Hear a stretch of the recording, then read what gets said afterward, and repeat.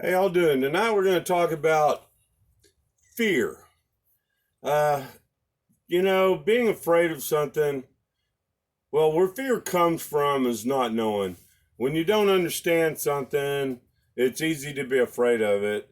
And usually the best way to overcome a fear is knowledge. The more you know about something, the less you fear it. But tonight I'm going to talk about uh, people online that preach fear. In other words, they're saying, well, for an example, I came home from work and my wife came to me and she says, "Oh, have you seen what's happening?" And I said, "No, what are you talking about?" And he says, "Well, it sounds like we're fixing to go to war with China." And I said, "What?" And he says, "Yeah, I've sent you a bunch of links. I want you to do it." And she was on TikTok and she had checked one link. And then, of course, after they realized that she had looked at that one link, they started sending her more links like that. And I had to tell her that there's billions of people on TikTok. And as soon as the communist Chinese saw that you were watching something like that, they pushed much more stuff towards you. But as far as resting her mind, because most of the things she posted were things that are probably true. But you know what they don't ever do? They don't ever tell the other side. They don't ever say what would happen to them if they did that, which is, I'd say, as important as anything else. And considering the United States has like 500 500 military satellites up in space, probably a lot of those are missile platforms, probably a particle beam or a laser, who knows what. Because let's face it, we've been paying as much as the next 20 countries put together for our military for decades. I mean, I would say probably since the 70s, we've been pouring money into our military. And even though I'm quite sure the military contractors are screwing us over royally, but I really believe that we have things that nobody knows about, things that no one knows about. And that is a deterrent, but not as big a deterrent as, let's say, those missile platforms are silos. I mean, I guess not silos. You could take a bunch of football size nuclear warheads and put them on one satellite that's disguised to look like something else, then drop those warheads and they would fall like footballs from space to their targets. And then as they enter the atmosphere, I'm just assuming this, once they enter the atmosphere and they create a flame and they become a target, that then they set off things that blow up, and all of a sudden a couple of hundred targets turn into a few thousand targets, and it confuses their missile defense system and makes it, well, impossible to stop.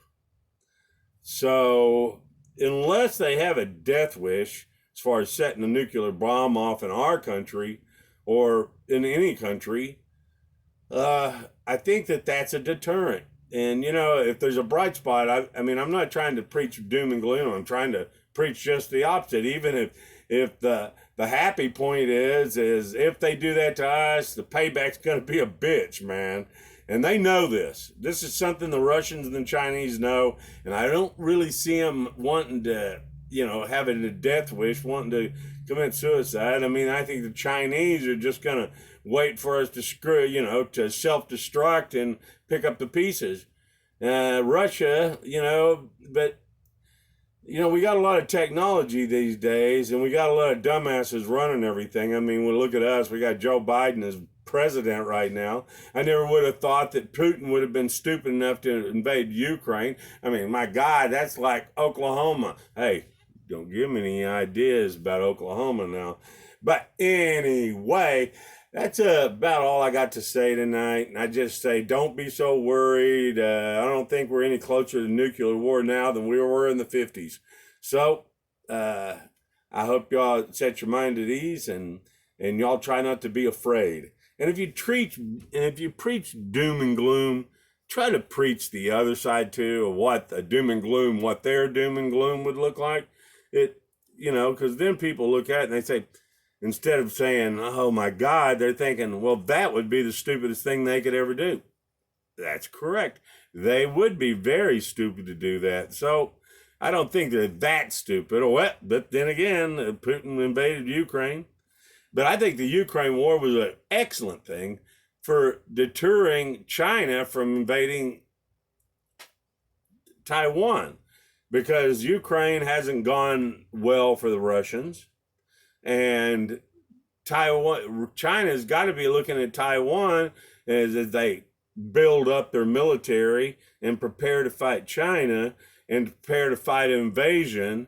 I don't know if China wants to jump over that bridge either, especially when they see that Taiwan looks a lot like,